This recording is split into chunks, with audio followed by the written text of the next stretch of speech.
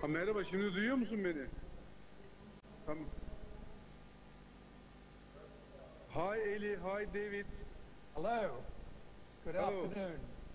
Hello, hello. Thank you.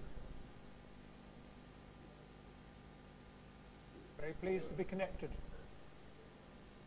Yes, thank you.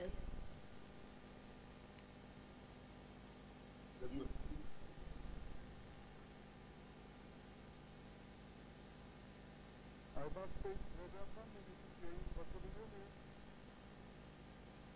Tamam, seslenme ekranları görünmüyor.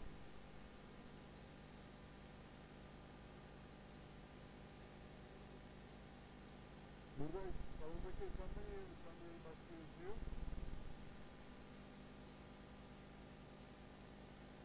Öyle mi? Peki. Tamam, Özgür hocam geldi. Efendim?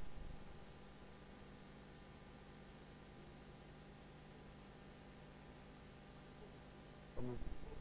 Ben çıkayım mı Aybars Bey? Aybars Bey, ben çıkıyorum. Hi, good afternoon. Hello.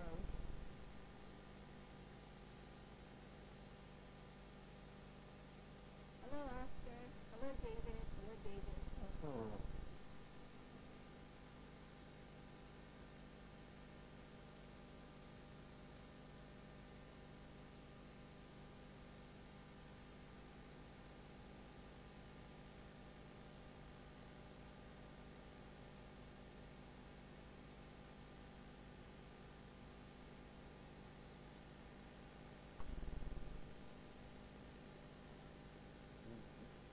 Hello.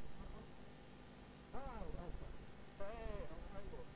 Well, we're in the building. Oh, very nice. Hi, David. Hi, Ali. Hello. Hi, Oscar. So, Çevri bir saniye. Alright. Çevri canal haven't finished yet. People are still in the last country. I think we will have to wait a little bit. Is that okay? Sure.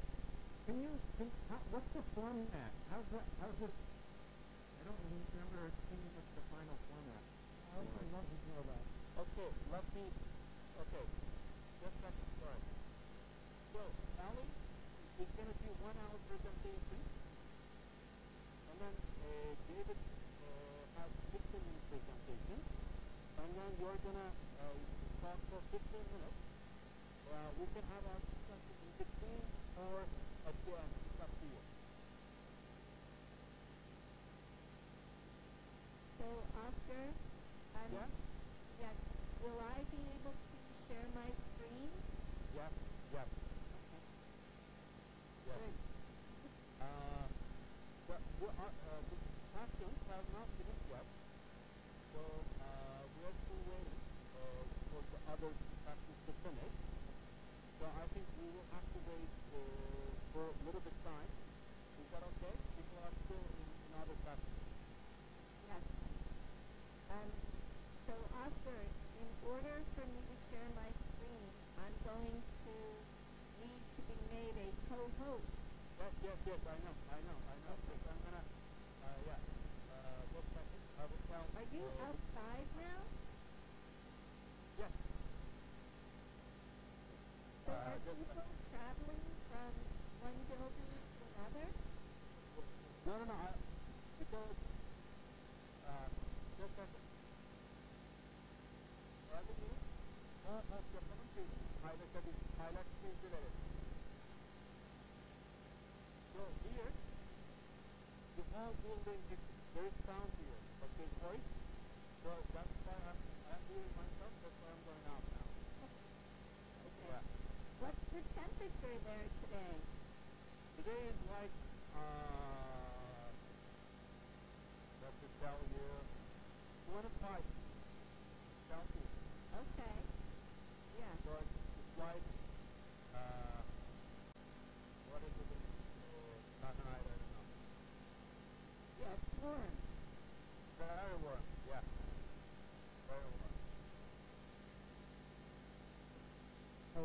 I ask Oprah, are you really sure that people can listen for what, an hour and a half without a break, without a question? In the UK, they'll be getting up and working out. In the U.S., they just be going to sleep. Well, I don't know. Well, people are very excited. And because of COVID, there's limited tickets, but they're going to air, so people will be watching outside. Well, I don't know. I don't know what you think. People are excited. Listen.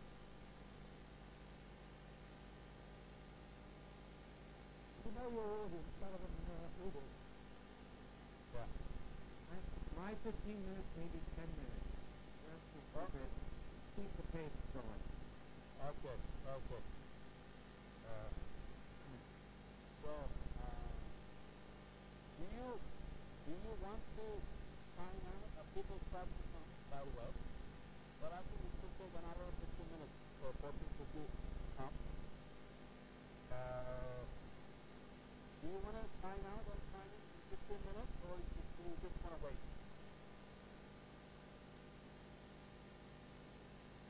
Well, I have a few questions. Yes? Yes.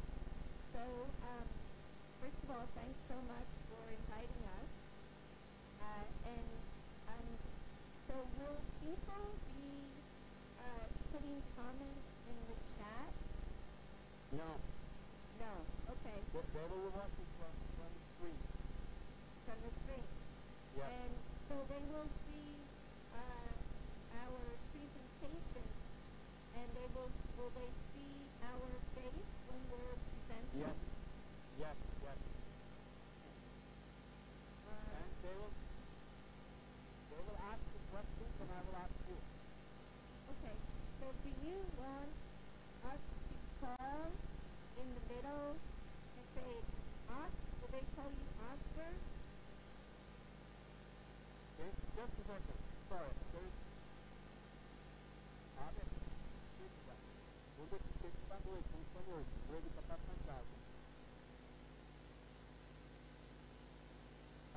Sorry. Bir de demiştik ya.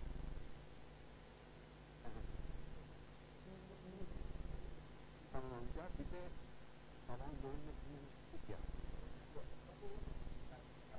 Ben burayı görüyorum. Onlar da görüyor. Buradan nasıl mesela? Onlar görünce. Tamam, okay. Sorry, Ellie, what did you say? Okay. Let's see, what did I say? Oh, so would you like us to pause somewhere in our presentation and say, Oscar, are there questions? Yes. And should I refer to you as Oscar or Dr. Fallon? No, you can call me Oscar. Okay. No problem. Okay. Yeah. How should I address you? Ellie. Okay, now I remember your name is well about that. Yeah. Not very important.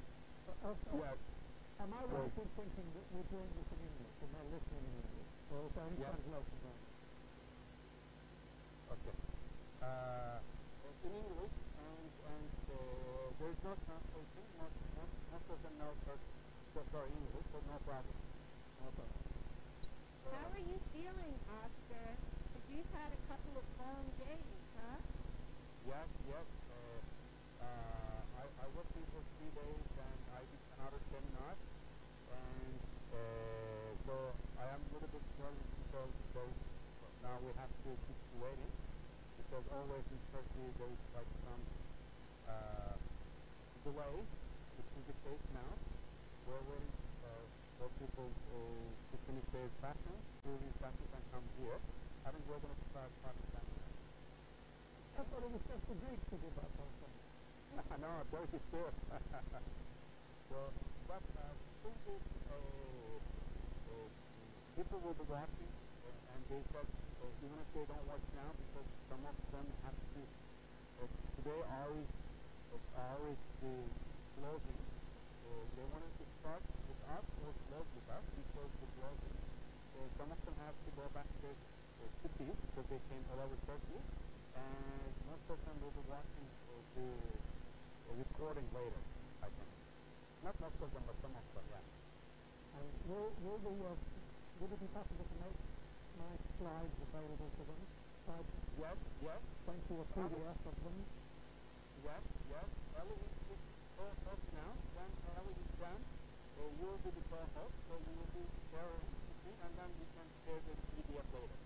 Yeah, sure. Okay. Okay. So, can you give me like 2 minutes, and let's just see what's going on, and I will sorry about the delay. No worries.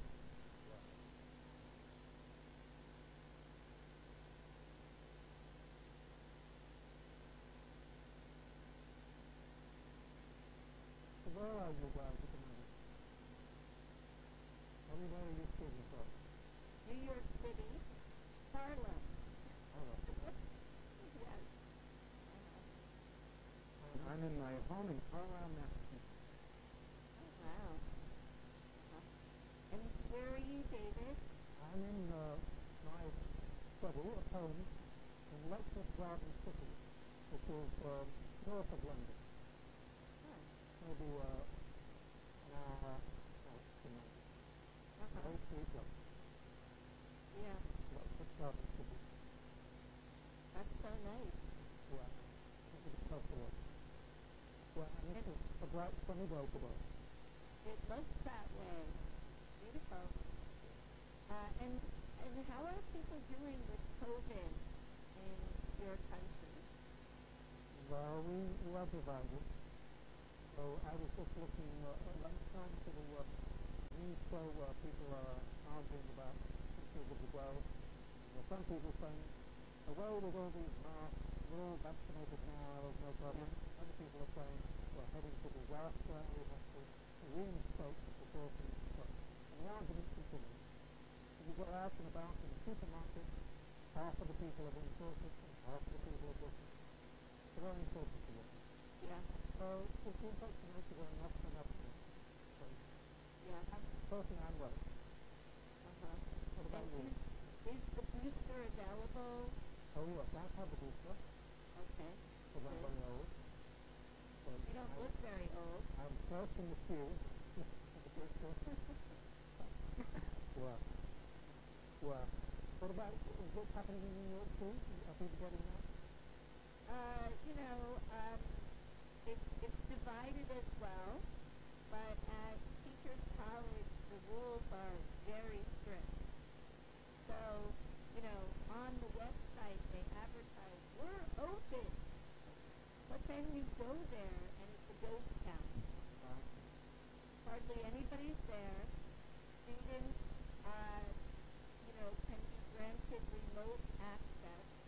So there's a lot of hybrid teaching going on, which is very hard. Last year it was all remote, and that made a big difference.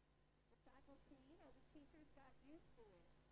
And the students are, we have no idea when we teach in person who's vaccinated and who's not, because you can have, a different if you have any kind of reason for that.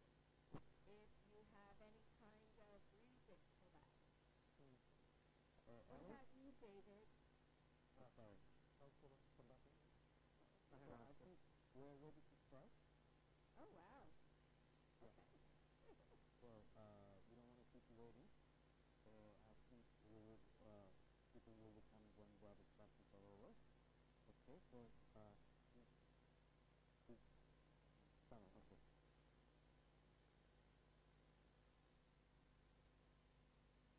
So, Oscar?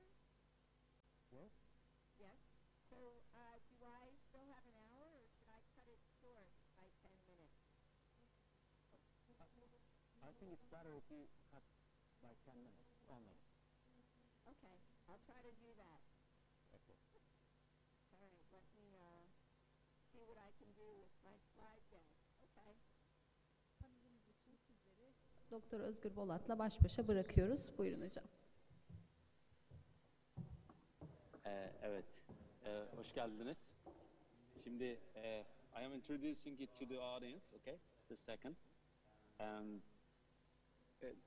ELLIE, benim hocamdı. Ben Harvard yüksek lisans yaptığımda, şimdi Columbia'da alanı Adult Development ve liderlik.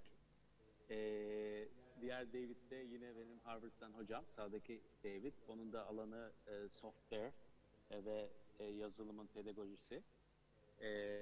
Diğer David Frost da benim Cambridge'den hocam. Onun alanında okul gelişimi ve öğretmen liderliği. Burası için davet ettim. Kabul ettiler. Onun için. Thank you so much for agreeing to talk to us today. We really appreciate it. Şimdi ELLIE bir sunum yapacak. Sonra David bir 10 dakika sunum yapacak. Sonra diğer David 10 dakika sunum yapacak. Sonra da biraz tartışma ve sorularınızı alacağız. Bir soru var mı buraya kadar ya da herhangi bir yorum? Yok. Okay. So, okay, ELLIE, we can go. We can start with you. Okay, great. So first of all, I just want to begin by saying thank you to you, Oscar, for inviting me to be part of this amazing panel. And I am very honored to be here with all of you. And I just want to thank you up front for giving me this piece of your time. And I promise to use it as best I can because I know how busy you are and how full your lives are. So I'm going to be sharing screen, and I'm hoping that you find this presentation and my colleagues' presentations as well to be meaningful to you personally and to you in your practice of giving, because the work you do each and every day really is hard work. So I'm going to be sharing screen, and I will sort of plant seeds throughout, opportunities for you to pause and reflect on the ways in which this work, which really focuses on a developmental approach to teaming and collaborating with adults, are two practices that we use each and every day around the globe. And yet, where do we learn to collaborate with other adults? Many of us have been schooled in working with children and working with adolescents. And the field of adult development has been growing over the past 40 years. And so what I'm going to have the gift and honor of talking with you about today is how might a developmental approach to thinking about teaming and collaborating and working together with other adults be helpful to you in the noble work you do every day. And I am really, really excited to be here with you. This is about joining together and working together. And during COVID and the racial pandemic and the economic pandemics and the climate pandemics, which have influenced all of us around the world, and they're not over yet, it's been even harder in many ways to team, to collaborate, to work together on and offline and in hybrid modes. So I'm hoping today that you leave our session, our collective session, with your hearts fuller and your pockets fuller with strategies and practices that you can use, whether you're working in schools, whether you're working in academia, whether you're learning in a variety of contexts. So just a moment to sort of center ourselves.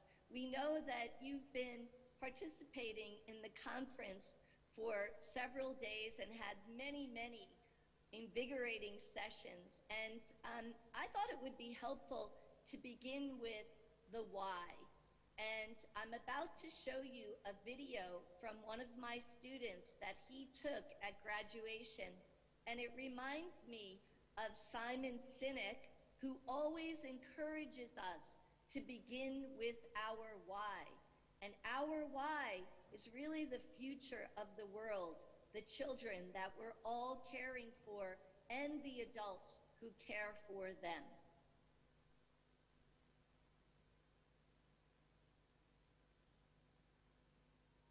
Don't cut today's, make today's count. Read a resource master. The best view comes after the hardest climb. One kind word can change someone's entire day. You will never have this day again, so make it count. Dreams don't work unless you do. No one's perfect, that's why pencils have erasers. If you can dream it, you can do it. Don't be afraid to fail. Be afraid not to try. Just because my path is different doesn't mean I'll lost. Take your dreams seriously.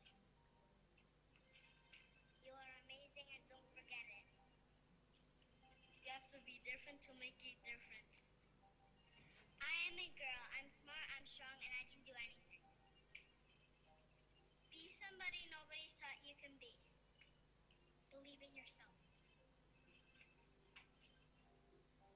Mistakes are proof that you tried. Every day is a second chance. Forget the mistake, remember the lesson. When you feel like quitting, think about why you started. You were stronger than you think. Don't call it a dream, call it a plan. Okay. So I want to share with you one big idea that really does relate to the pandemic, and then I'm going to give you an overview of the 3 big ideas that I'm going to have the gift of talking with you about today. So I've done a lot of research, and the ideas that I'm about to share with you are based on research. And this book, Helping Educators Grow, really is a book about the research I conducted with aspiring and practicing leaders and what matters to them in terms of shaping learning spaces. Teaming and collaborating with others is one of the very important things.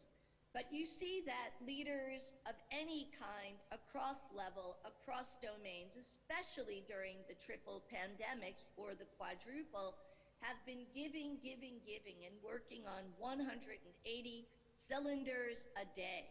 In fact, many people refer to what we've been living our way through as a series of blurs days.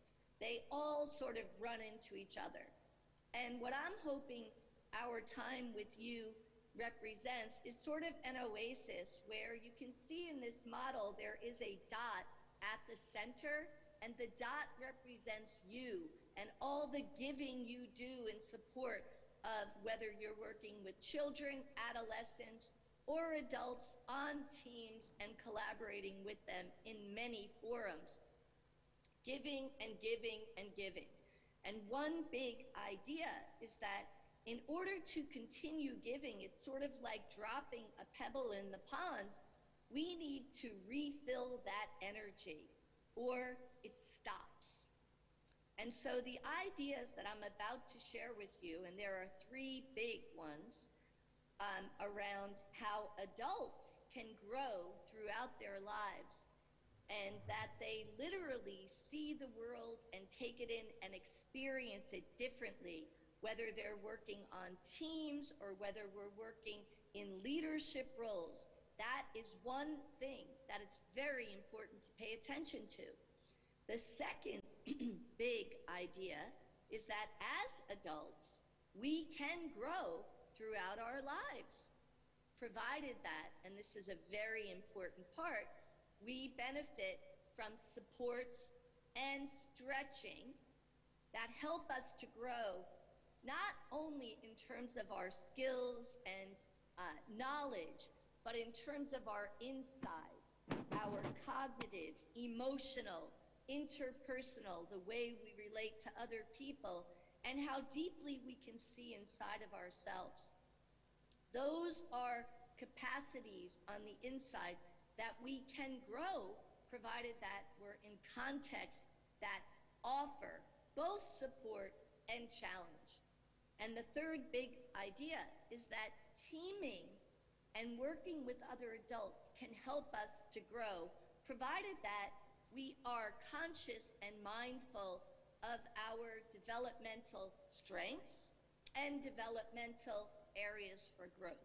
So those are the three big ideas of today. One, we see the world differently.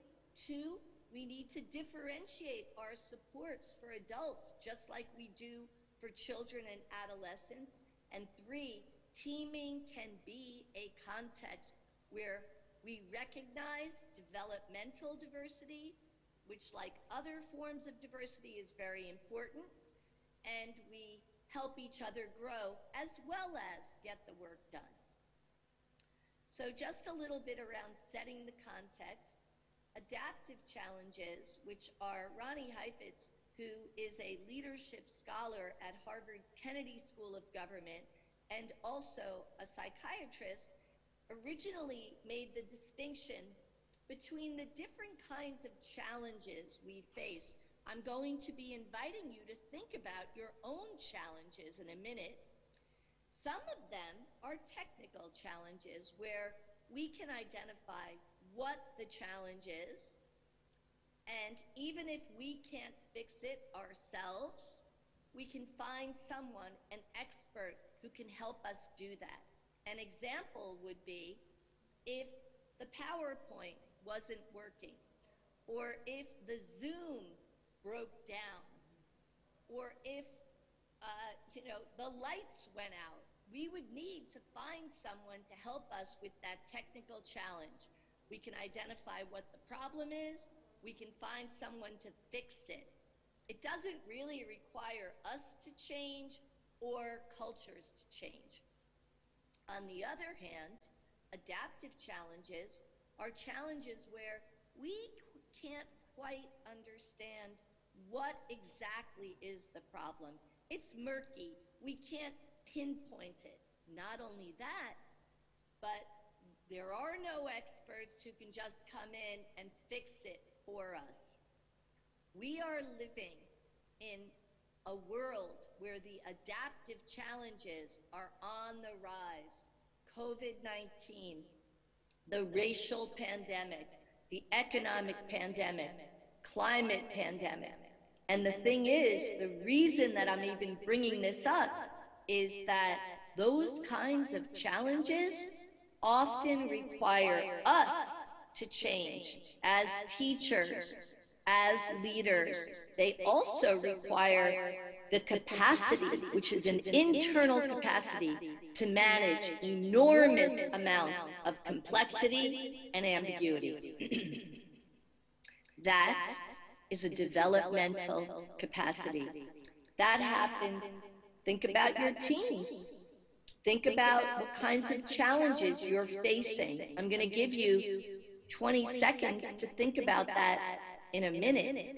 What are your most pressing challenges when you think about teaming or collaborating with other adults in your workplace, in your classrooms, in your universities, in your schools? Do you think they're technical? Mostly? Do you think they're adaptive, or do you think they're a mix of the two? Where does adult development come into this? It comes in because many of us don't have the capacities to manage the enormous amount of complexity and ambiguity that we face every day in our lives. And that's where a development... Let me ask the audience, and I will get back to you in 1 minute, okay? You want me to stop? Yes. Do you want me to ask the audience your question and get some answers? Okay, that would be great. Okay.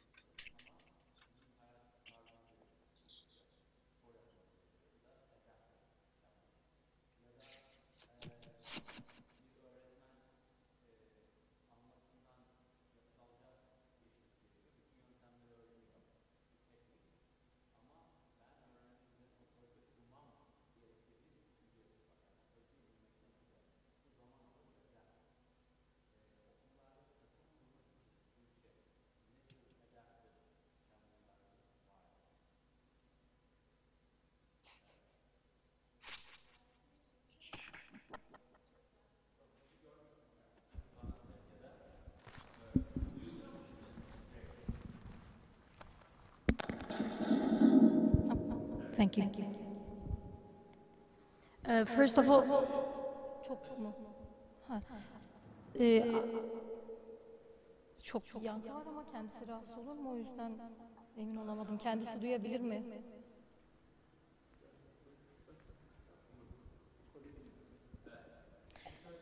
I think there are 4 pillars in this ecosystem of teamwork, especially in Turkey. I think it is personal, cultural, institutional, and informational.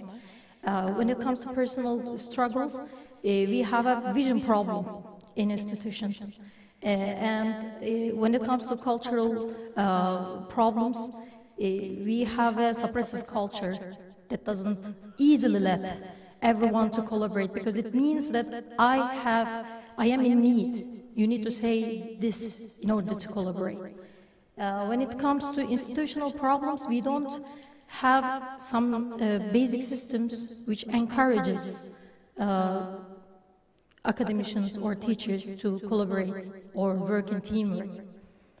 And informational challenges... Ellie, can you hear? Yes. Good. And informational challenges are the pedagogical informational challenges, and at the same time, the problems within our personal knowledge of the world and of the field that we are working in. So basically, I think there are 4 main pillars to maintain an ecosystem of collaboration. Okay, good. Thank you. Yes, Ellie. I can hear now.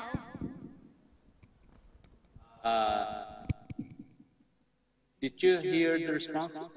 Did you hear it? I didn't. Oh, you didn't? No. Okay, all right. Okay, why don't we continue then? Okay, sorry about that. But thank you for trying. So you might be thinking about challenges that are adaptive, technical, or mixed. And what I want to say is that to manage those challenges, we need different kinds of capacities. Some of them are skills and knowledge and expertise. Those are the kinds of things that help us with technical challenges. Other kinds of challenges, though, require growing on the inside. The adaptive challenges require certain internal capacities: cognitive, emotional, interpersonal, and intrapersonal. And I'm going to define development as increasing our cognitive, emotional, interpersonal, and intrapersonal capacities. That's what we're going to be talking about today. How can teaming help us to grow those things? This is the kind of growth that we're talking about. That movement, that growth that takes place from the caterpillar as it grows and breaks out of the chrysalis into a butterfly. That's the kind of growth that we're talking about. This kind of growth is really all about perspective taking. The more perspective I can take on you when working with you, on me, on us, and on we, the better able I am to manage complexity and ambiguity that is all around us. Think about these things. How is conflict handled on your team? How is it that people disagree? Is your team a place where everyone feels comfortable offering their perspectives? Or do some people on your team feel threatened by doing that, like the relationship will dissolve if they actually say what they're thinking and feeling? And how, if at all, has your team had to pivot or shift during COVID? Online, offline, hybrid. I'm going to be offering a few strategies that might help you and your team to reboot your expectations for each other, to think about how do you give feedback, and how might development matter? I wish I had a week with you, and I'm going to try to make good use of the next 30 minutes that I have. So these are 4 pillar practices for growth: teaming, engaging in collegial inquiry, which is different than reflecting on our practice. We can reflect on our practice all by ourselves. We do it when we're walking, when we're running, when we're driving, when we're sitting down and just thinking. We don't need anyone else to do that work. However, to engage in collegial inquiry, which I define as a purposeful conversation that is aimed at helping us to understand our own and other people's beliefs, values, and assumptions about the teaching, learning, and leadership processes, we need at least one other person. That kind of conversation can happen in teams. And what I'm about to share with you is how different people experience engaging in teaming and in difficult conversations differently. And they need different kinds of supports and challenges to feel like the team is a safe place where they can take risks, where they can speak their truth, where they can engage in difficult conversations. Teaming is difficult, and a developmental approach to teaming, understanding that we need different things from teaming, can help us to have more robust, high-functioning teams where we can not only get the work done, but we can be better able to manage the adaptive and technical challenges that are like waves coming over us every day. Mentoring is another pillar practice, and providing leadership roles, thinking about what kind of leadership role might be a good fit for someone given their internal capacities. All of this is very important as we think about growing the growers, the people who care for other people. How do we do that? We're going to move into teaming. And what I want to invite you to think about for 30 seconds is how many of us have ever worked on a team where everything is kind of run smoothly. You get the work done, you engage in difficult conversations, the team just sort of works like a well-oiled machine. How many of us have ever worked on a team where it's easy to get the easy things done, but it's so hard to get through the challenges? Many teachers I have the gift of working with, teachers who work in classrooms, teachers who are principals, who lead schools, who work in universities, say that teaming is very, very hard. And a developmental approach can help us with that. So when you think about it, you might be thinking about one of the teams that you're on. I mean, how is conflict handled? How is conversation handled? Is your team that you're thinking of a place where you're mainly getting information? Or is it a place where you engage in conversation to support transformation and growth? I was coaching a principal this week, and she said, you know, I really miss being able to think about the adaptive challenges that I'm facing, because in her school, there have been a lot of COVID cases, and she's had to close down classrooms. So she's thinking about remote learning, and for her, that's more of a technical challenge. And that's been her life, she told me, for the past 20 months. So just to think about your own team, and I'm going to be quiet for 10 seconds to connect with that.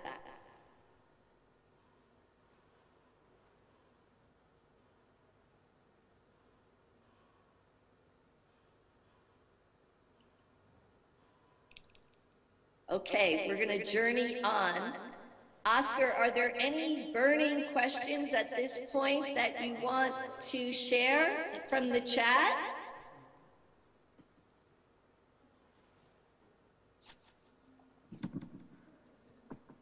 No question now. Okay, great. All right, so what we're going to do right now is we're going to dive into this whole idea of development and how it connects to teaming. And I'm going to give you a very condensed introduction to it. Many of you may know about it already. But just to highlight why it's important to even think about development and its connection to teaming. So in front of you, you see on the left side of your screen 4 different pairs of glasses. And I'm going to invite you to think about what I call a way of knowing or a meaning-making system. These ideas are pulled from Jean Piaget, who in his early life studied cognitive development of children, and he had many important principles. One is that we need to meet children where they are and offer them support before we push. We offer stretching to help them grow. That idea pulls through to adulthood. The second idea is that when a child or an adult is demonstrating new internal capacities, cognitive, emotional, interpersonal, and intrapersonal, we need to stay in place to help them as those capacities become part of the fabric of who they are. It's sort of like, just to use a metaphor, when a child is learning to ride a bicycle and they have training wheels. When we take off those training wheels, we sort of have to still guide them a little bit in case they fall. That's a big idea of development. And the third is that as we grow, we need different kinds of supports and challenges, and I'm going to bring that into teaming in about 2 minutes. So you see these different glasses, and they represent different meaning-making systems, what I refer to as a way of knowing, a way of seeing the world. Our glasses have lenses, and the lenses help us to see outside and to see inside. And as we grow and build more cognitive, emotional, interpersonal, and intrapersonal capacities, our lenses get bigger and bigger and bigger so that we can see more on the outside and manage more on the inside. So I'm going to refer to these as the blue pair of glasses, the instrumental way of knowing. Adults who operate primarily from that structure of mind. When they're on a team, they want to do things the right way. They want to get the right answers. They want to follow the guidelines. That is what is most important to them. What's hard for them, what's their growing edge, is to actually take on someone else's perspective. They do not yet have the capacity to think abstractly.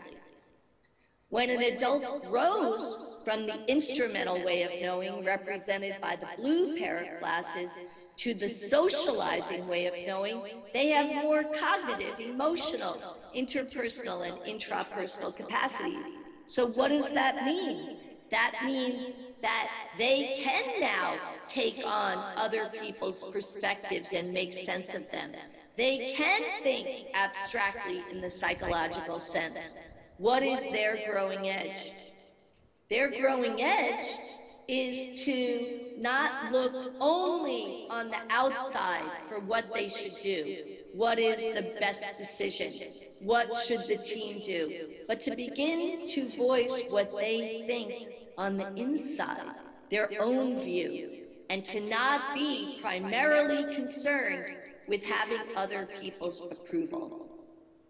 If we move to the gold pair of glasses, those are adults I'm going to refer to as self-authoring. They have grown more internal capacities. They now have their own bench of judgment and standards. If you ask them on a team what they think we should do, they have no problem telling you what they think. They are not afraid of conflict. In fact, they think conflict can be a way to help the team move forward. Conflict with another adult that they value does not destroy their relationships. What is their growing edge? Their growing edge is to critique themselves and their own ideology. They have their own theories about what good teaching, good leadership, good teaming is, and they feel confident in those. Adults who are self-authoring can do those things that Stephen Covey, a man who dedicated his life to understanding what is it that highly effective people do in the workplace. They own their work. They seek win-win. They begin with the end in mind. Self-authoring adults can do those things. And there's another way of knowing represented by the green glasses, where they can see more on the outside and on the inside, and adults who are self-transforming in their way of knowing can critique themselves. There are still growing edges for them. They seek harmony even though they can engage in conflict. Delegating can be hard for them. One is not better than the other, but it depends on what's expected of us. And if we are growing leaders or exercising leadership, leadership requires the capacity to sometimes make a hard decision and not worry about if other people are disappointed in us. That all matters in teaming, and I'm going to move to that in 1 minute, but I want to invite you, on the right side of your screen, there's a picture of a blue Volkswagen Bug.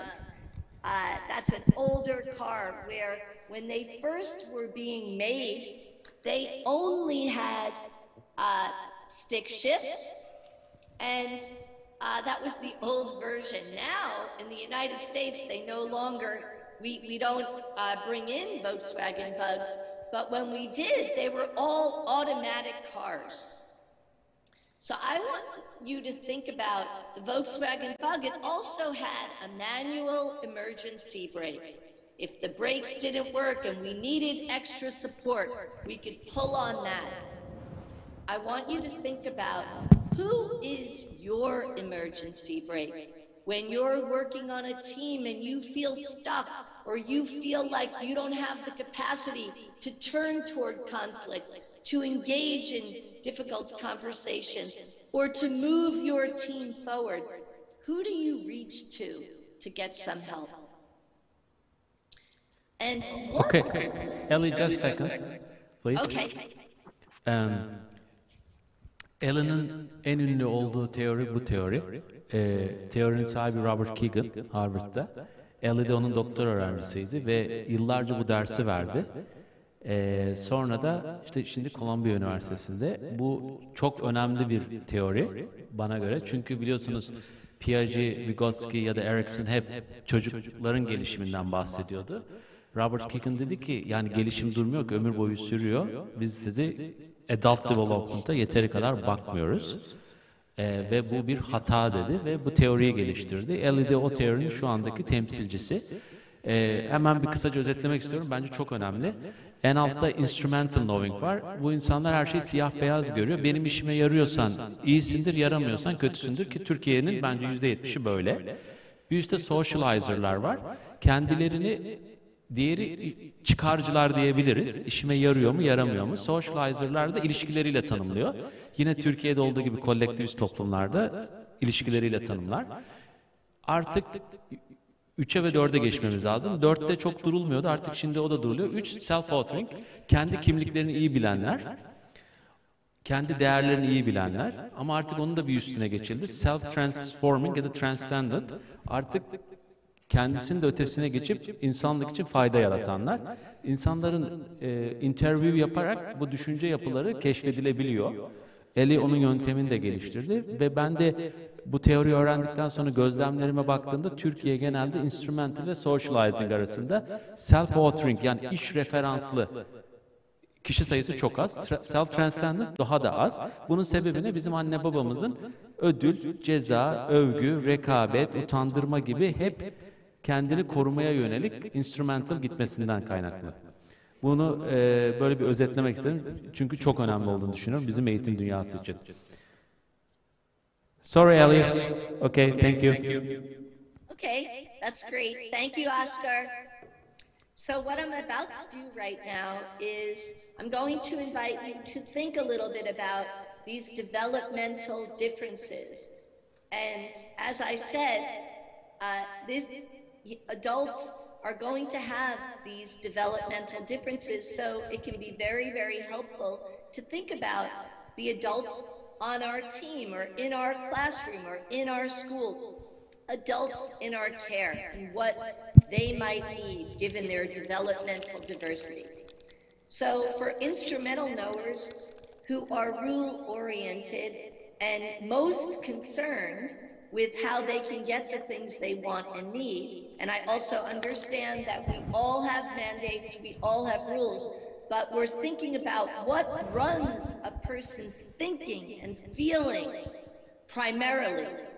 So for adults who are instrumental knowers, for them when working on a team or collaborating with other adults, if that's their dominant way of knowing, for them, what they're thinking about is, if everyone would just do and learn what we're supposed to do, we'd make progress and get things right.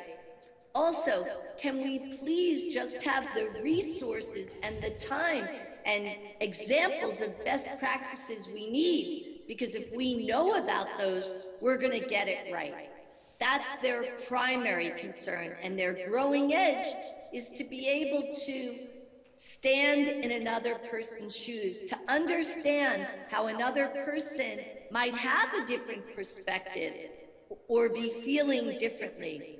As a person grows and it takes time from one way of knowing to the next, where the next way of knowing becomes more and more dominant, and the former way of knowing or meaning-making system becomes part of a larger system, a meaning-making system, they can grow to have more socializing way of knowing, where they are focused more on other people and what they think. Other people, valued others, team leaders, authorities, supervisors, for a socializing knower, become their mirror, whatever they think of them. A socializing knower thinks of him, her, or themselves.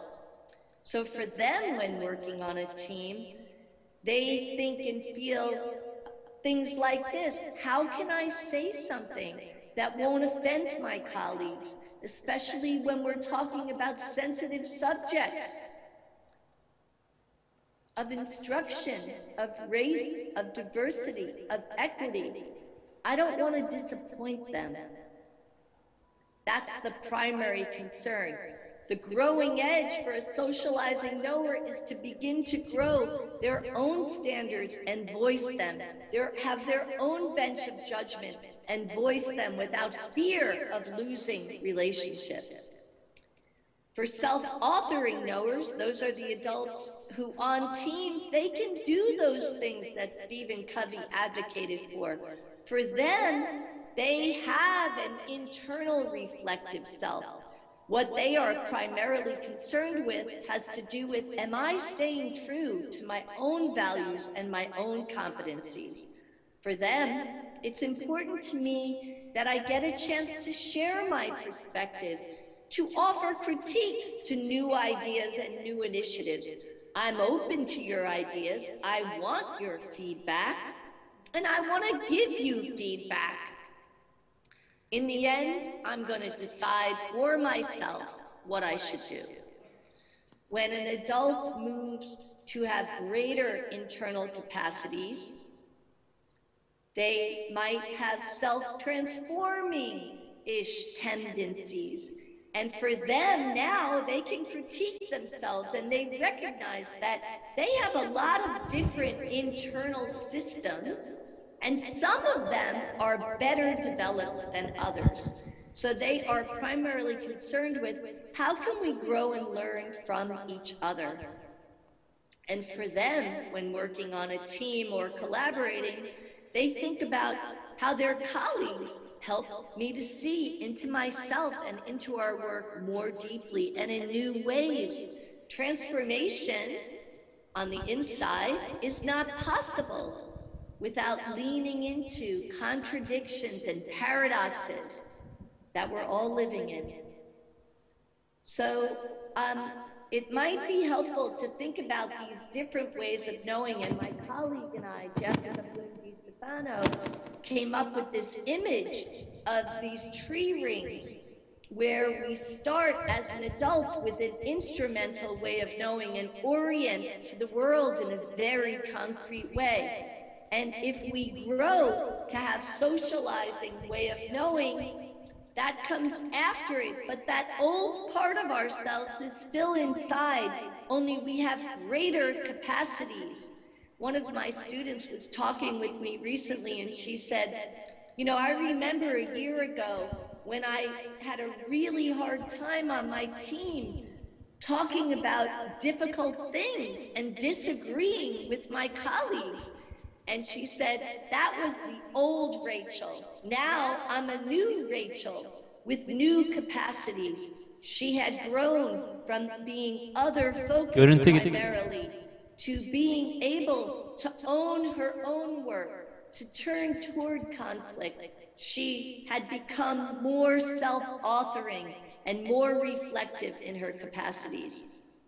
Interconnecting is self-transforming. You notice that the bands on the tree rings are not all the same width because according to meta-analyses of research that focuses on meaning-making and how we construct our experiences, the percentages are different.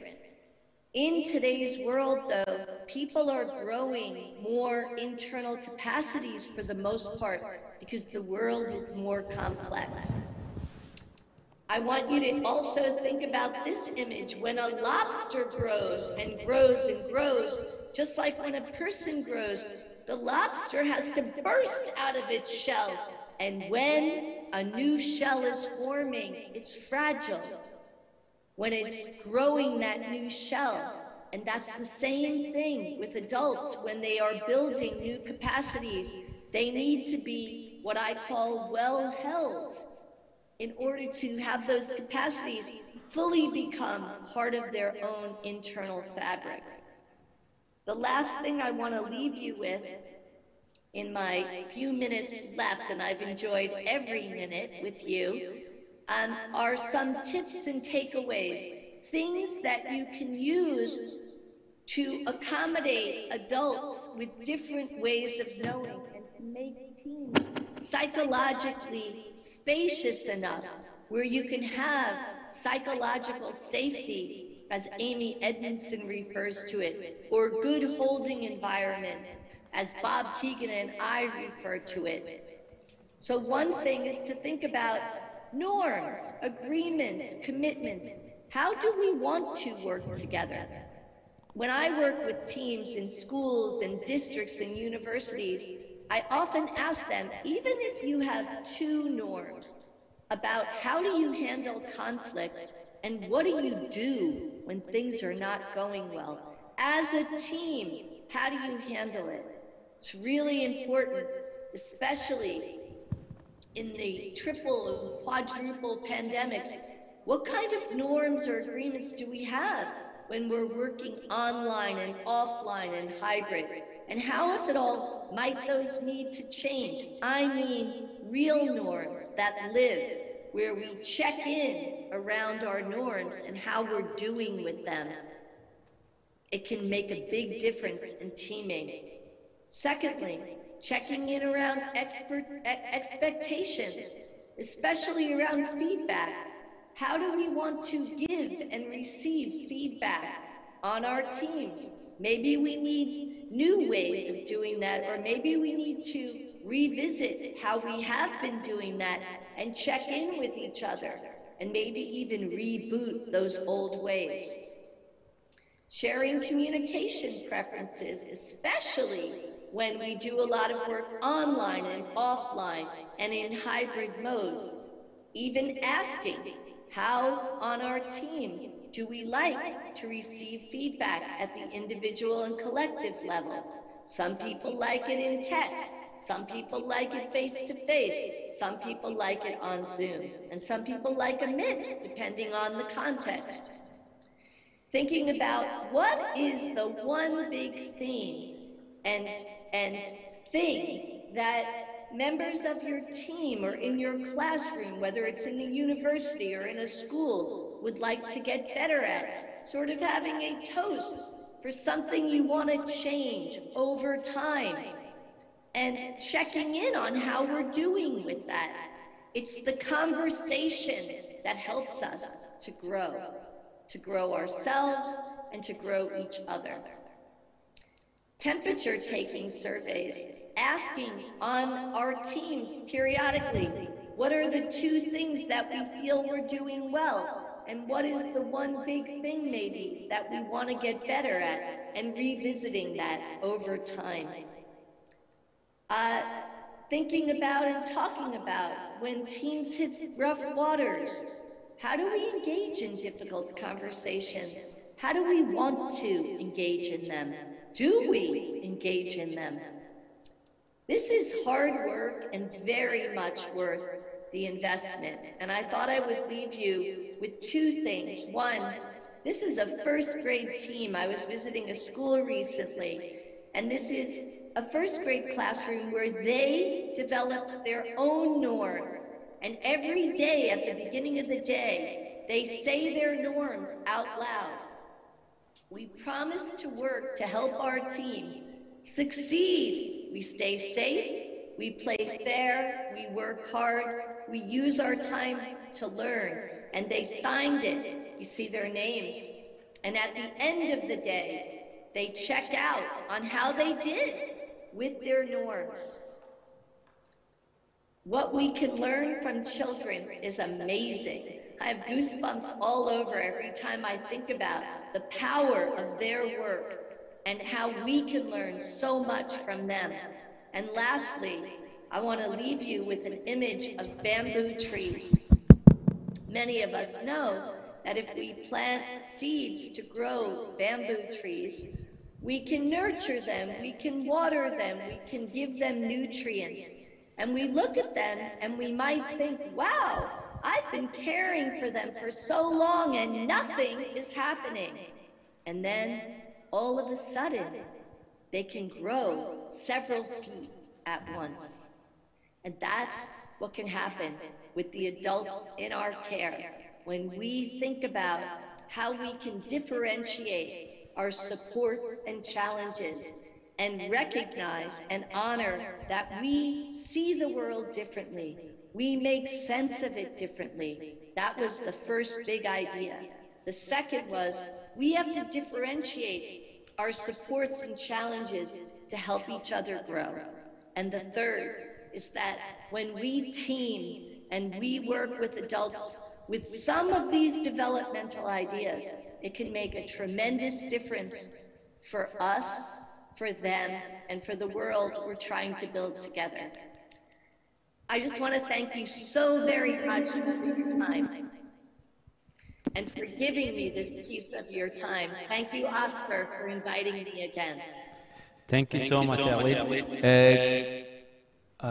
Is there any quick questions? Sorry?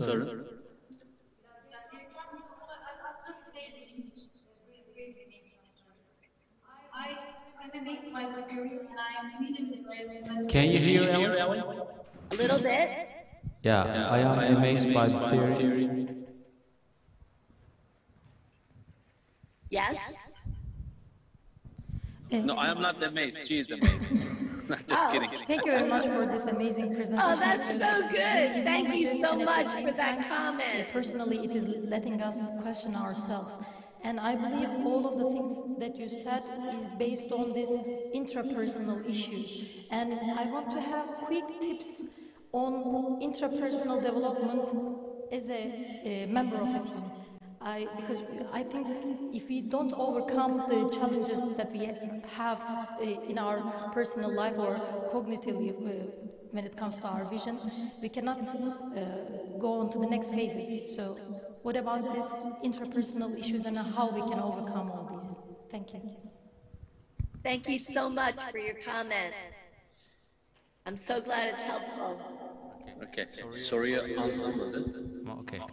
Okay. Now, hi, David Frost.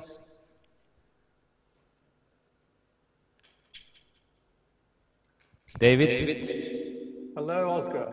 Hi. Can you turn on your camera? Yeah. Okay. Yes. Co-host yapabilir miyiz David'i? David'in alanı öğretmen liderliği ve okul gelişimi. Bu Ellie'nin saydıkları arasında leadership roles var. Özellikle onun üzerine kariyerini tek işi o. Ve uluslararası bir teacher leadership projesi de var. Biz Türkiye olarak da 5 yıl onun içindeydik. Onu da ben yürütmüştüm Türkiye'de. Şimdi bu öğretmen okul liderliğinin bir parçası olarak öğretmen liderliğinin daha çok önem kazanması için çalışmalar yapıyor. Okay, David, we are ready to listen to you. Could I share screen? Could somebody let me share screen? Okay. Okay. Thank you so much, Ellie. Okay, let me figure that out. Thank you for your patience. No, thank you for your time. David'i co-host yaptık mı? Aybaş Bey.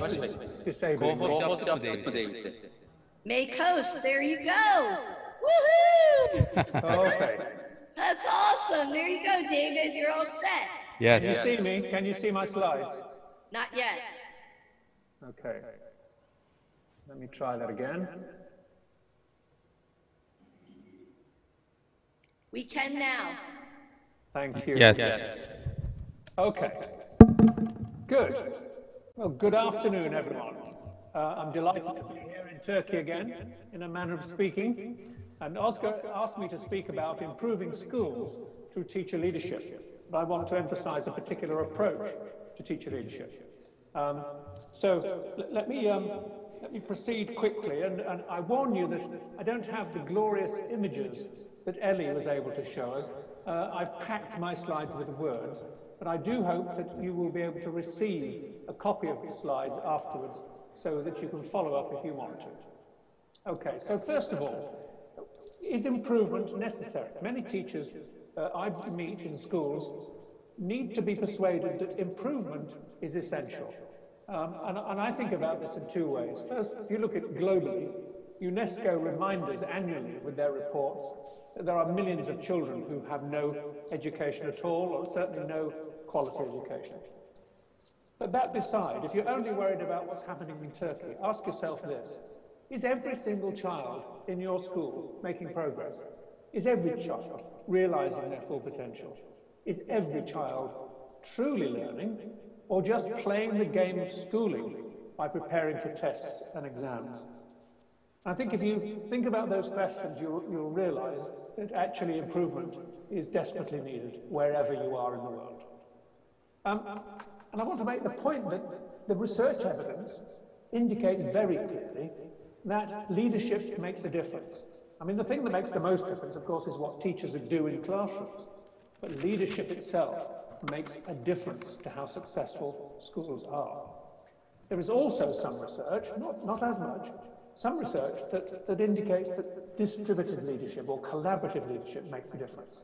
The evidence is not so extensive in the research world. But for me, I don't want to get into that. I would rather talk about transformational leadership as a way of operating as a school principal.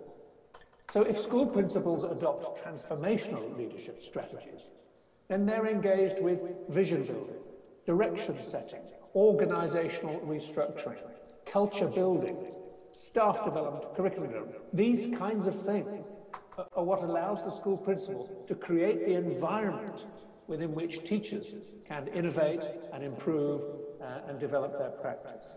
Because these transformational approaches focus on values and emotions, and they lead to people having a higher sense of commitment to whatever the school is trying to achieve. So let's just think about teacher leadership. Very often I meet people, and certainly in the literature I find, the discussion is about teacher leaders. In other words, people within a position, a formal position. Now, in the UK, we don't really talk about teacher leadership. It's not a language that's common in schools, because we have, and have had for many years, like many places in the world, a complex system of formal positions, management structure, basically. Each post, each job, like head of department or head of year or coordinator of this or director of that, each has its specification and its level of salary. But in the year 2000, the Blair government at the time in the UK brought in the National College for School Leadership. And it called upon everybody to rethink management and embrace the idea of leadership. So middle managers were always then called middle leaders, and are still called middle leaders today. But I have to ask the question, did it actually make any difference to practice? I think if you think about the difference between management and leadership, it gives us a clue as to what the problem is. If management is about trying to maintain the status quo, how things are running, then you tend to be working within a bureaucratic framework where things are hierarchical. You tend to be focusing on administrative procedures. You tend to be delegating tasks to others. And of course, the big stick is that you are accountable for what happens within your area of responsibility. Leadership is a little more difficult to describe.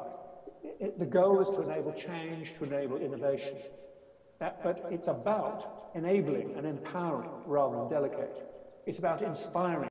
It's about influencing people because you're trying to achieve a transformation of people and practice. Now, there's a tension between these two ways of thinking and ways of practicing, because it seems to me that my experience, certainly in the UK and elsewhere, is that if you have a management responsibility as well as a leadership responsibility, the management responsibility carries more serious sanctions. If you fail to manage things, you're in a lot more trouble than if you fail to lead.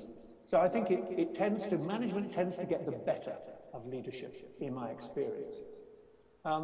So if you want to see improvement in schools, you have to think about leadership, not as simply powerful individuals taking decisions, but as a practice. And these kinds of activities, I would suggest, are part of that practice of leadership. Influencing, inspiring, taking initiative, offering service to others, provoking reflection, persuading others, and so on and so on. These kinds of behaviors and activities constitute the practice of leadership. And if you look at it that way, then you might say, well, actually, lots of people can do this. Teachers can do it. Students can do it. We just had an interesting example from ELLIE about the kinds of provocations that students can give us. So I would suggest leadership as practice is an important lens with which to think about this.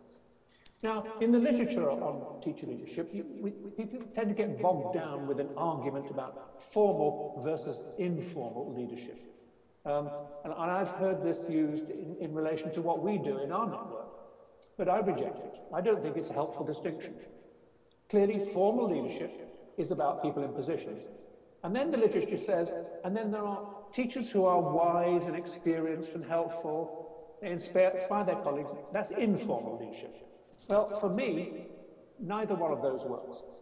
In the HeartsCam network that I run in the UK and elsewhere, we hold with the idea of non-positional teacher leadership. Now, this is our stance, this is our commitment as a network. We would say that anyone working in a professional capacity in a school can exercise leadership, provided they get the right kind of support. Now, the right kind of support, from our point of view, is what we call the teacher-led development work methodology. This is how we enable teachers to lead and develop their capacity for leadership. Let me just run through the essence of this methodology. These bullet points I'm going to unpack just a little bit, one at a time. So, development work, let's deal with that first. This is our statement within our network. This is what we say we mean by development work. Strategic, focused, deliberate action to bring about improvements in professional practice. This is not informal, I'm sure you can instantly see. It takes the form of collaborative processes, featuring activities such as consultation, negotiation, reflection, self-evaluation, and deliberation, which take place in a planned way, in a planned sequence. So for me, this is a fairly tight definition, and it is not informal. Secondly, projects. We have found, our experience over many, many years, is that if you want teachers to lead change, the best way for them to do it is to have a focused project, a project which is time-bounded over maybe one academic year. It's designed, carefully designed by them, to match the particular situation they're in, and it's documented. Evidence is collected along the way so they can tell the story of the project. Let's take an example here. Lindsay. Lindsay is a music teacher in a secondary school. And I won't read all this, I'll just give you an overview. But Lindsay wanted to try out the idea of asking students to teach teachers how to play musical instruments. So she offered this. She brought students together and said, how about this? And they said, sure, we'd like to try and teach teachers. And she asked her colleagues, and 33 of them agreed to join the project. So these teachers volunteered to put themselves in the position of learner. It turned it on its head. The students themselves would teach the lessons to the teachers, but they would also have other students observing the lessons and observing the teachers and interviewing the teachers and so on. And they would also use social media to engender a discussion about what everybody was learning and how they were learning and the difficulties of learning. So the outcome of the project was a wonderful school concert at the end of the year. But actually what was most important was that everybody, students and teachers, were learning together about the nature of learning. Here's a couple of photographs of a modern languages teacher being taught to play the guitar by a student, a science teacher being taught to play the saxophone by another one. And here's one of them, the first image on the Instagram account. So that's just an example of the kind of project I'm talking about. Now what enables this is what we think of as a step-by-step approach. So when Lindsay came forward to join our program, she didn't know what she wanted to develop. That was not in her mind already. She just wanted to think about that and explore. So we led her through this process. And this is a step-by-step approach which enables people to eventually come to a focus for their development work. So it leads through these steps more or less like this. Clarifying values and concerns. What do I care about? What's important to me? Constructing an agenda for change. I think this is the thing I could make a difference to. Negotiating with colleagues. Going around and saying to people, I'm concerned about this. Are you? You know, do you think this is a sensible thing to do something about? And so on. And then action planning. Actually designing a plan for a process that would make a difference. And again, consulting colleagues. Going around to colleagues and saying, I think we could do this, and then we could do that, and then we could do this. What do you think? Would that work? Is it practical? And then, of course, leading the change itself the development work itself, which allows then for a story to be told. So the knowledge building emerges from it because the teachers are then invited to go into networking meetings within their school and right across the local region, and more recently, with the benefit of Zoom, across the world. And this whole process, this step-by-step process, is supported by belonging to a support group, a facilitator running a workshop within the school where the participants can engage with each other, can reflect together, can discuss, can clarify points, can receive guidance from the facilitator, can engage in that networking and that mutual inspiration. So let's just for a moment focus on the support, the facilitator's role. I think these two things go hand in hand, the facilitation and the tools used by facilitators. For me, facilitation is a concept that is absolutely opposite to training. For me, training is something that we do with dogs. We modify behavior, but facilitation is empowering. The idea of it is to enable participants to reflect, to discuss, to plan for themselves. So facilitation is providing the scaffolding to help people to make those choices for themselves. And in our programs, facilitators draw on a toolkit, around 60 different items in the toolkit. Now, tools are just things, artifacts, pieces of paper, protocols, and so on, that provide the structure and the stimulus for the reflection, discussion, and planning that goes on in the teacher leadership group. I've put down 3 examples there. For example, a protocol for an activity in which 3 people interview each other about their values and concerns. An interview schedule and so on within that protocol. Another example, a guide sheet to give people examples of how they can consult their colleagues about their professional concerns. And a third example, a teacher's action plan, in a facsimile of a teacher's action plan. So that teachers can say, oh, yes, I see what an action plan might look like. I could do that. So certification. We have found over the years that teachers really value this. At the end of a program, they want to put their evidence together and submit it to be assessed, and they want to receive a certificate.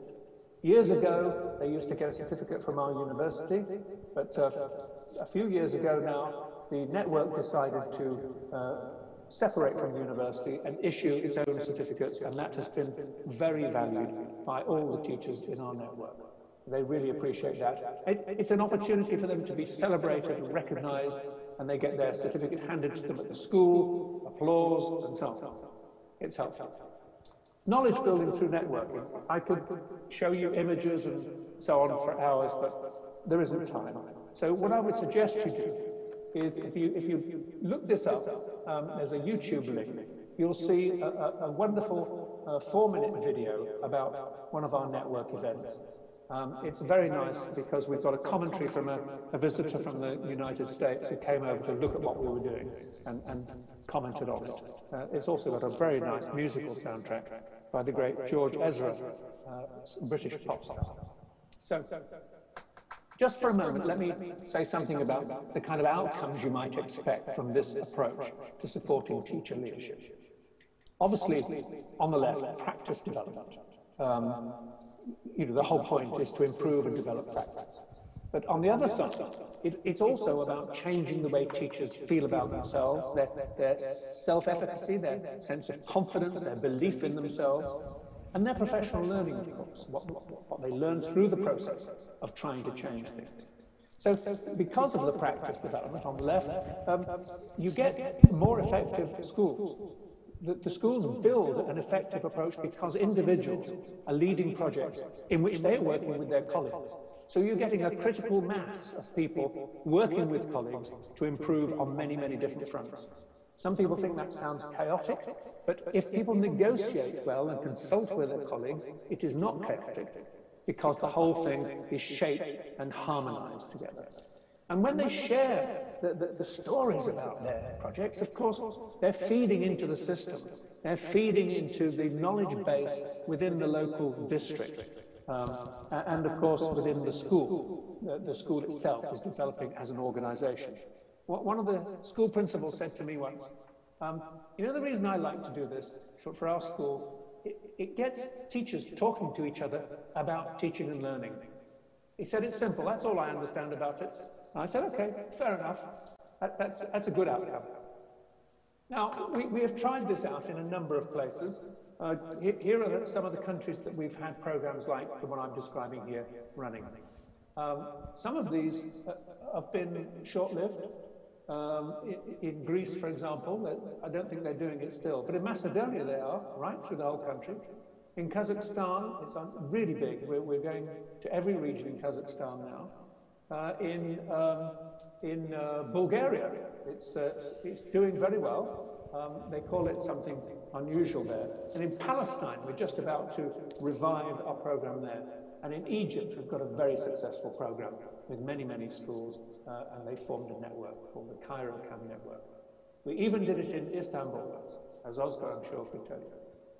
If you want to read more about this, the teachers' stories we've published, and as well as facilitators' stories, we've published in a number of books and journals. And here is a list of academic references you might like to follow up on if you have the time or the inclination. So I hope I've not taken up too much of your time, and I would, of course, be very pleased to take any questions. Thank you. Thank you, David.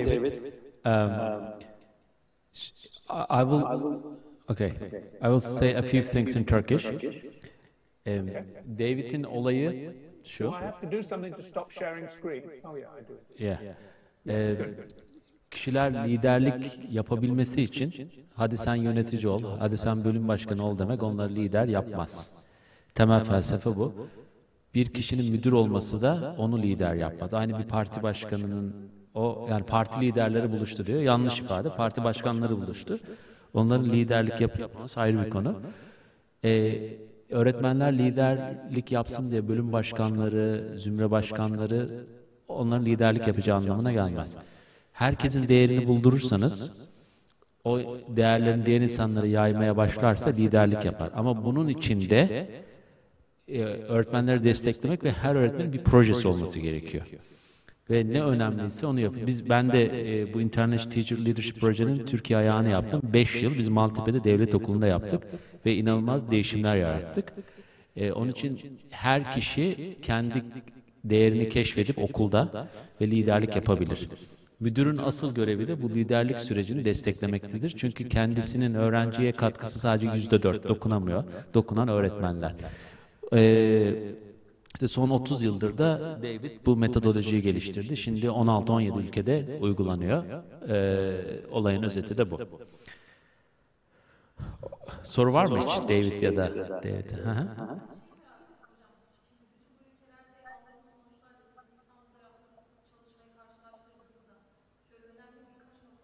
Okay, David, can I ask a question? There's a question. Okay.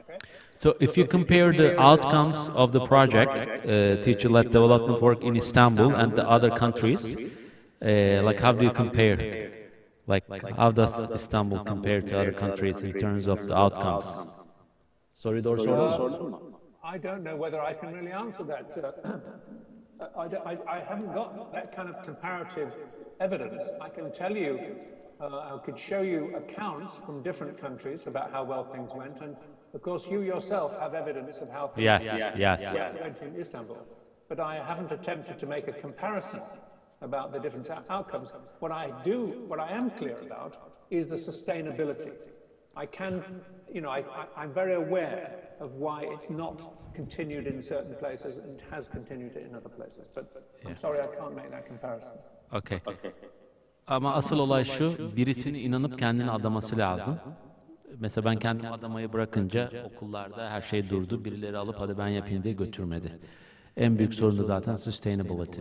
Bir kişinin buna inanıp hayatını buna adaması lazım. Okay, thank you, David. Hi, David.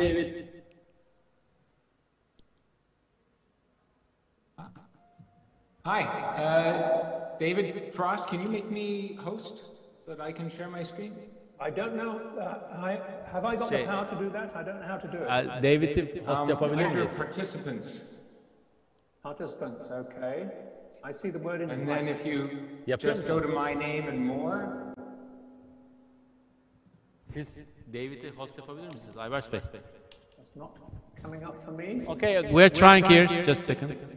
Scroll over my name under the list of participants. Yes, no list of participants are coming up yet. Okay, are you the host now? Now it is, yes, okay. And then... More, yes, okay. Make host. There you go. Change host. Okay. Thank you. Fabulous. All right, am I good to go, Oscar? Yes, thank you. Yes, thank you. Okay. This is so, what a privilege. Thank you, Oscar, for inviting me, and I've really been enjoying ELLIE. I teach courses at the Harvard Graduate School of Education in Innovation and Impact, and a lot of students, I have some students who come right out of undergrad, and they don't have a lot of experience working in teams. And I think some are still stuck in concrete, and but we don't work in isolation. I just think it's interesting for both of your perspectives, ELLIE and David, how important it is to be able to work in a community, to have change happen. And in school, it is, for so many students, it is an isolated experience about your individual capacity. And it's not the way the world operates and improves. And so it's been delightful to learn from both of you. I feel like my little presentation here is a little like one of these things is not like the other, and I'm going to have a slightly different perspective from what you've heard before. And part of that is because I come from, I hope you're seeing an Innovating for Impact? Yes. Okay. So I work across domains, and not only teaching at Harvard, but I have a very long history in educational technology and publishing. And one thing that has happened in the pandemic is an acceleration of innovation. And it's, in some ways it's very exciting, and Zoom is a verb. That was not the case 18 months ago. And an incredible proliferation of educational technologies and tools, some of which seem so exciting, and there's so much energy around innovation and so much excitement about what it can make happen. But you might argue also that innovation has been a major distraction through history in school, and particularly the tendency for reformers, well-meaning reformers, to fall in love with their solutions. And you can go back to magic lanterns, which hopefully is before the time of most of you in the 1860s, motion picture projectors in the early 1900s, radios, televisions, mainframe computers that were delivering teaching machines into schools starting in the 1950s and 60s. And it just goes on and on to smartphones and virtual VR headsets. And everybody thinks these are so exciting and so cool, and we are so drawn to novelty. Our human nature is drawn to new, and we think it's exciting and it gets our attention. But new isn't the goal. Innovation is not the goal. We innovate in order to have impact, and we can fall into the trap of falling in love with the innovation, and we need to keep our eye on the change that we want. And so I just want to do quick 4 suggestions about how we navigate this world of innovation to keep the focus on impact. And the first suggestion is really pretty simple. Fall in love with the problem. And we have a lifetime of learning opportunities and problems to fall in love with. David, I like the way it's like, I don't know what I want to do. The teacher you described, I don't know what I want to do, but I want to do something. And investigating what the right problem is its own task. And that those problems, as you unpack them, become more and more nuanced, and there are problems within problems. And our learning starts, we talk about cradle to grave, but it's actually pre-cradle when you think about it, and what the learning environment is that impacts the fetal space where life begins. But even in the womb, babies are starting to learn that the cries of newborns are different depending on the language of the mother, that we start tuning ourselves to the world even before we're born. So learning is pre-cradle. I don't have any evidence of learning continuing after death, but still pre-cradle to grave gives us a lot of space, opportunities. But we really need to fall in love with understanding what the problem is. And there's tension in picking what those problems are, and there's tension in identifying those problems. Because innovation is so exciting, there's a lot of venture interest, people making investments, and those people may be looking for profitable problems to solve. Where are there markets where I can invest in education? Educators, teachers are really often much more practical problems. What do I do tomorrow? What do I do the next day? What do I do right now? And those practical problems are very local. It's not really potentially thinking at scale. Researchers think about, academics think about problems where they can learn, and this is wonderful. Where can we find out more about what works and under what conditions? And it's really identifying research problems. And there are nonprofits and philanthropies, institutions that have interests, passions, and sometimes money that comes with it, that fuel and often potentially misshape the world of innovation to some extent. And I think it's great to have these tensions because you are operating at lots of different levels. We want to understand what happens from a research perspective. We want to solve problems that are immediate and local, and we want to think about things at scale as well. Not just one place, but how can we have broad and deep impact? And so navigating those tensions is healthy. Complicated, but also healthy. But we have to keep our focus on what impact do we want. And we need to keep the impact in the center. David, I thought it was really nice the way you described sort of, in a sense, the metrics around management.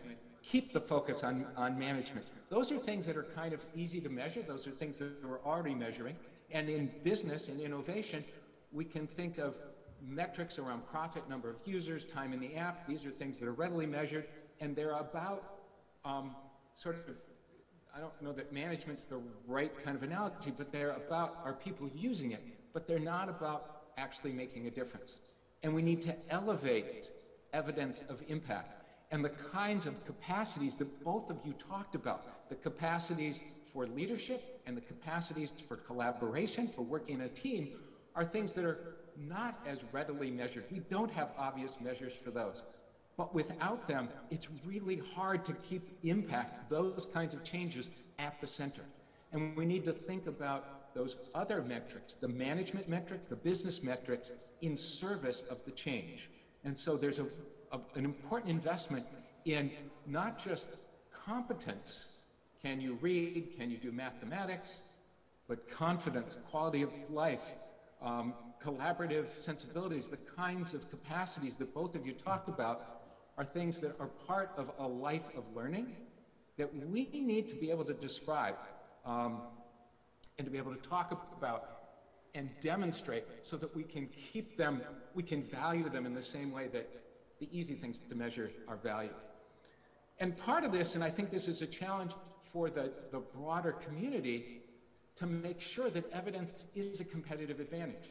Because there are so many interests in here, and I have a long history on the commercial side of education, and we need demand for valid research, for strong research and valid evidence versus educational fads. And we need, in part, to educate our consumers, teachers, educators, so that they put pressure on all of us, not just those in the research community, but the whole ecosystem that is developing materials and training and whatever, or sorry, I don't want to use the word training now, facilitation to support growth, so that it's worth it for everybody, for the companies, the others who are investing in and developing materials, to center impact and research in the work that they do. My third bit of advice is design with, and this is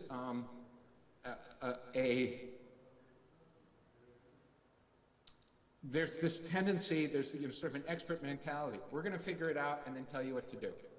And that I think we've heard both, I think both David and Ellie were eloquent in talking about sort of the localness of the work, of working together, of identifying leadership and developing leadership.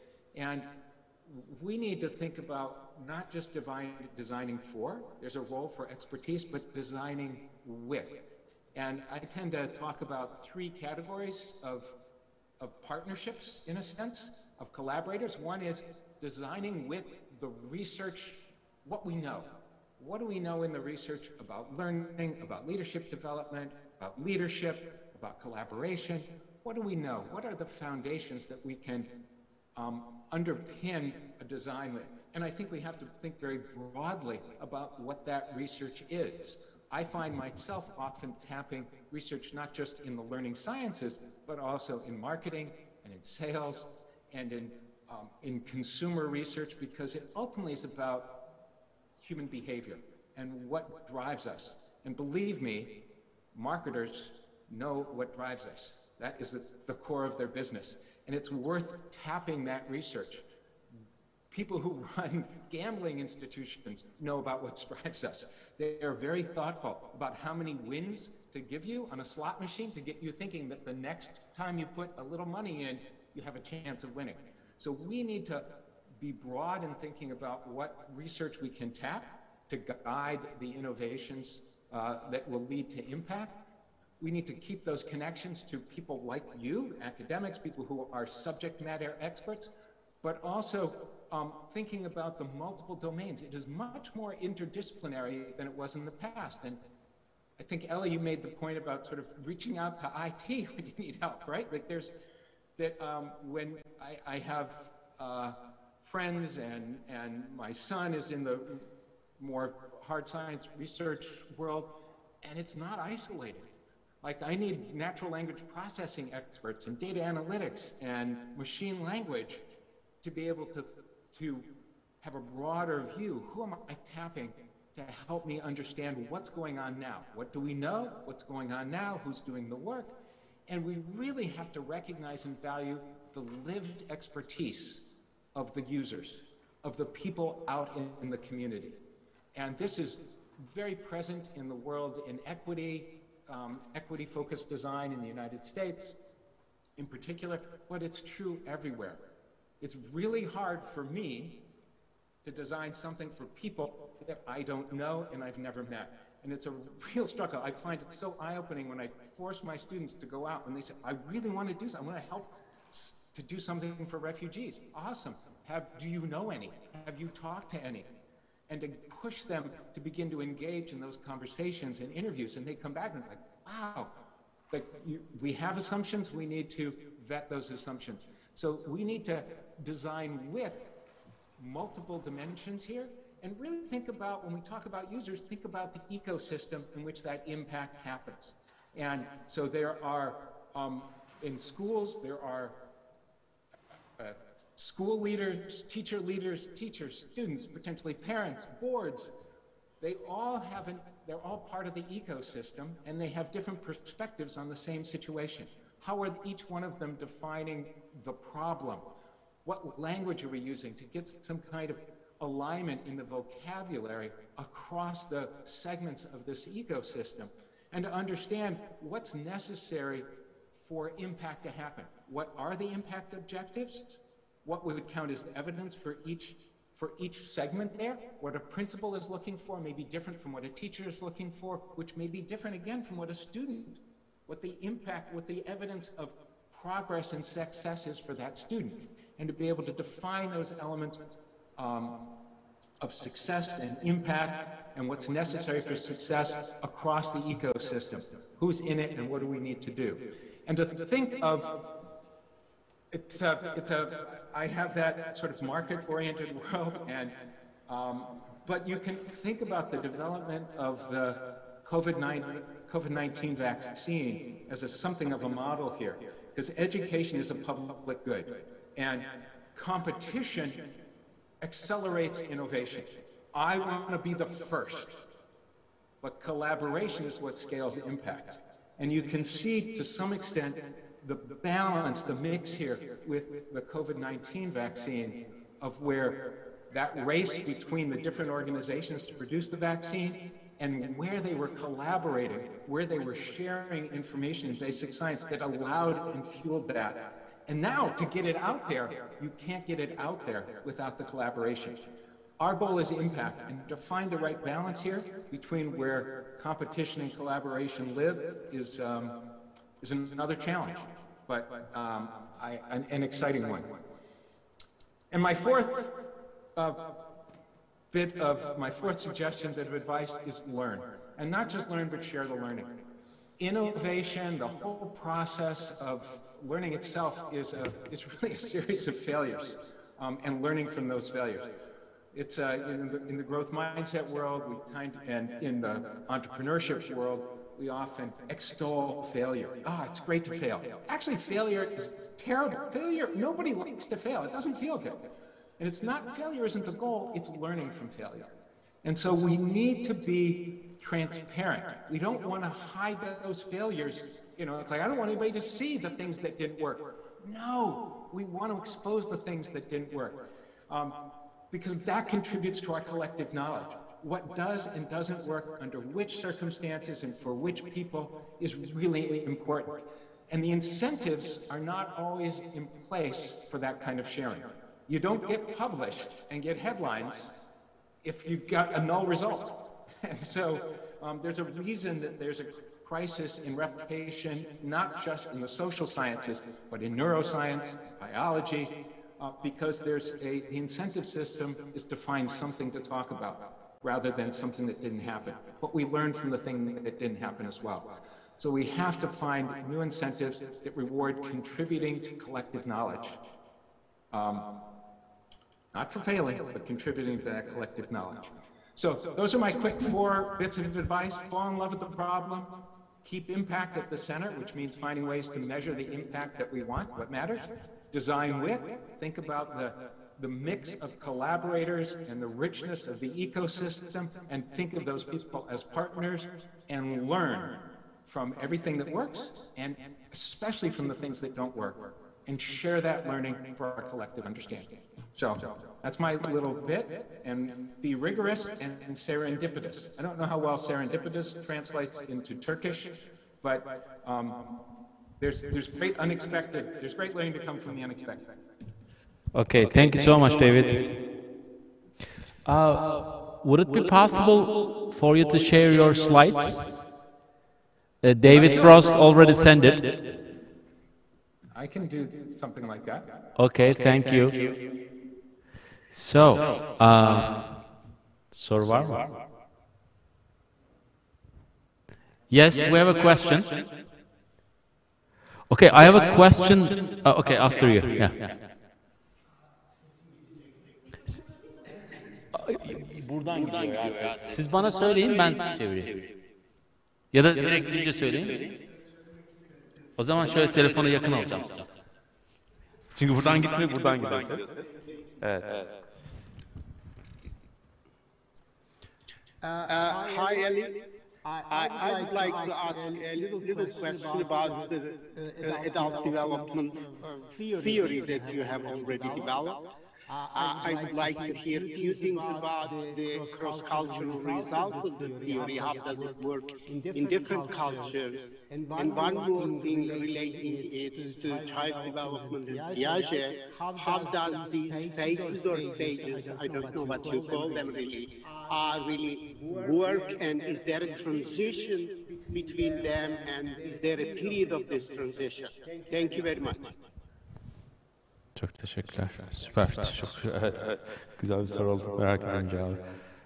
Ellie, did you hear the question? Yes, I did. Yes. So first I want to say... Just a second, please. Just a second. Okay. Yes. Yes.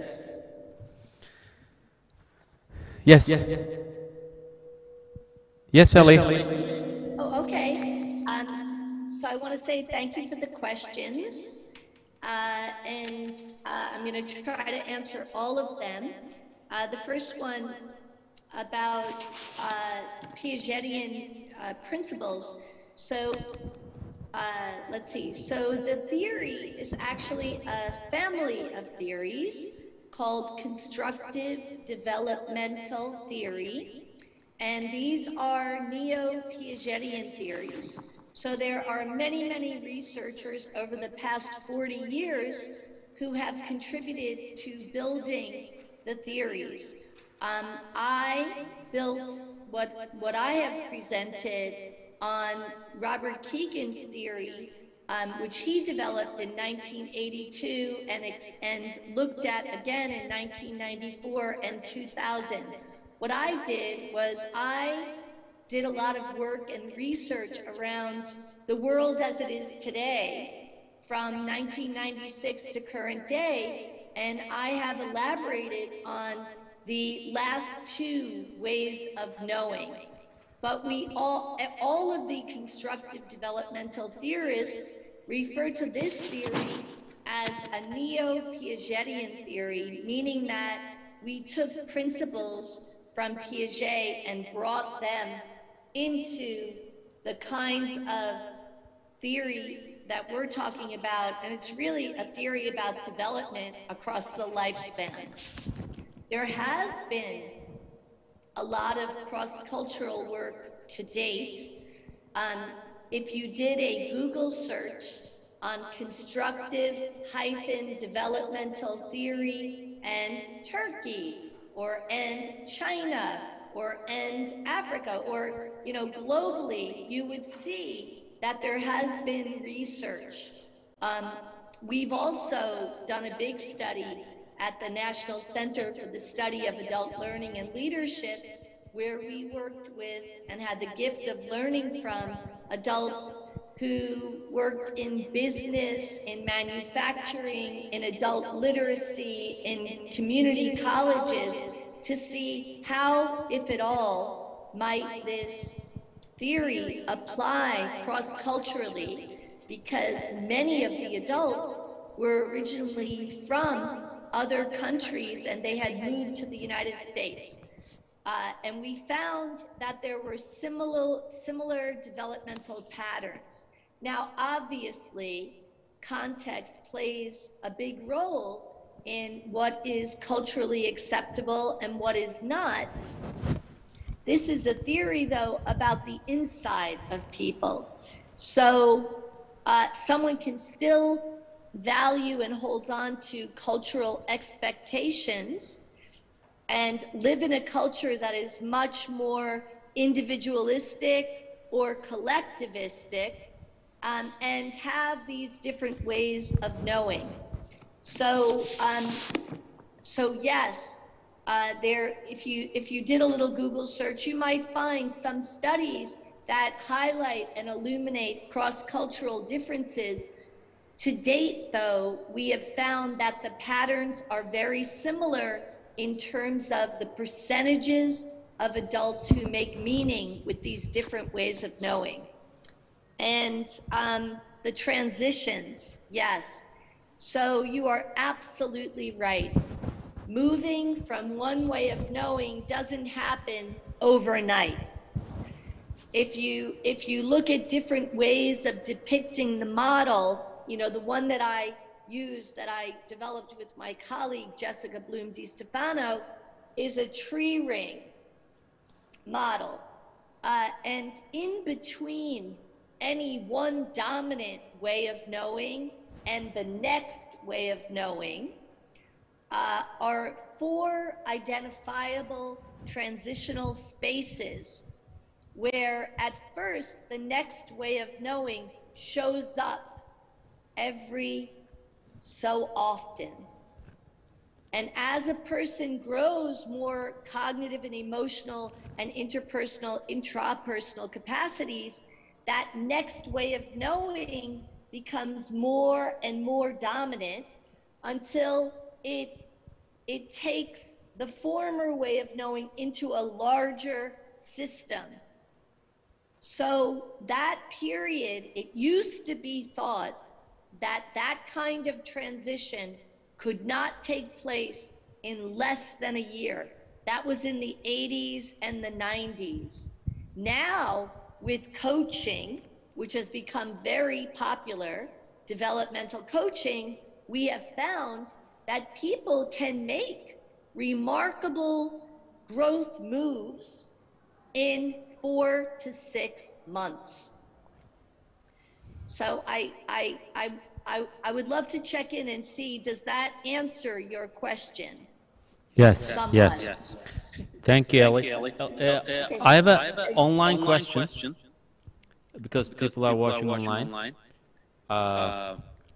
So the question is this. I know what I want to do. I know what I can afford to do. But if I do this, some people around me will be very unhappy.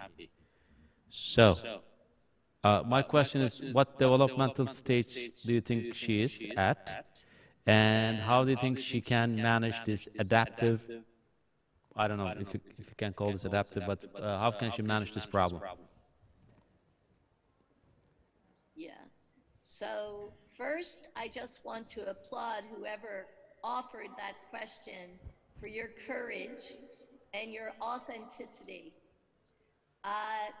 So knowing what you want to do and being aware that it's hard to do it already demonstrates the capacity that you are moving out of, you know, I mean, I'd have to ask a lot more questions, but I'm going to just, you know, state in general that that sounds to me like it could be about a socializing way of knowing, operating, but beginning to have glimmers of that way of knowing is no longer working well in the context. And there's an impulse to want to step out of it and be able to speak one's truth. So if I were your developmental coach, I would be role-playing with you and helping you to formulate what it is that you would like to say and practicing with you. This is about growing a muscle, you know, and also asking you, what is your biggest fear in, what's the hardest part that you're worried about if you were to do what you want to do? What do you think would happen to your relationships? And is there a small step you could take with someone who you're in relationship with to kind of test it out and see what happens? Okay. I hope that helped. Any other questions? Are you sure? Okay. Thank you so much. We have like 7 minutes left. Is there anything you want to add, David Frost and David DOCKTERMAN? Sure. There's one thing I wanted to say, Özgür, which was really the question I was asked earlier about the comparison between outcomes in different countries. And it made me think of something different. So as I said, I can't give you data on the comparison between the different outcomes. But what I think is interesting is that people respond differently in different countries to the option of doing this, the kind of program that I was talking about. What we found interesting is that in the UK, our reason for doing it was always to do with school improvement. And the school principals certainly said, yes, we want this because that'll improve practice in our schools. But when we talk to colleagues in the Western Balkans, countries like Serbia, Montenegro, Croatia, and so on, their response was different. They said, this feels to us like a strategy for building a more democratic way of life, a democratic way of being in our institutions, in our schools. And when we went to Palestine and worked with colleagues there, the story was more about this is the sort of thing that enables us to tell our own story, to actually own the direction of travel in our country, because we've been subject to kind of various forms of imperialism in the past. So I think people respond differently to these procedures, these processes, depending on their situation. And I think that's been very interesting for me. Okay, thank you, David. Yes, David, the other David. Anything you want to add? I think as much as anything, the answer is not really, but that's not going to stop me. So I reinforced my colleague David's notion that there's so much variability. There's variability at an individual level, which ELLIE has described, and there's variability at a contextual level. And that context, like you can think of almost like a Bronfenbrenner kind of concentric circles. There's the culture in the school, there's a culture in the classroom, there's a culture in the school, there's a culture in the community. David was describing almost natural ethnic kinds of cultures and different perspectives. And what's the saying? Everything works for somebody, but nothing works for everybody. And it is certainly a challenge to operate and think about impact at scale across that variability. But that variability is what makes life interesting. And so it's just something we have to grapple with. And you can't assume that something that works one place will, in its entirety, translate and be successful in another. Okay, thank you, David. Thank you so much for your time. Hopefully, we will put you up in Turkey soon. So we will be very happy to listen to you in Turkey, face to face. So really, I can't thank you enough. So, anything you want to add? Yeah, they thank you and wave. So thank you. So I will be emailing you soon. Thank you so much. I really, really appreciate it. Thank you. Bye-bye. All right, bye.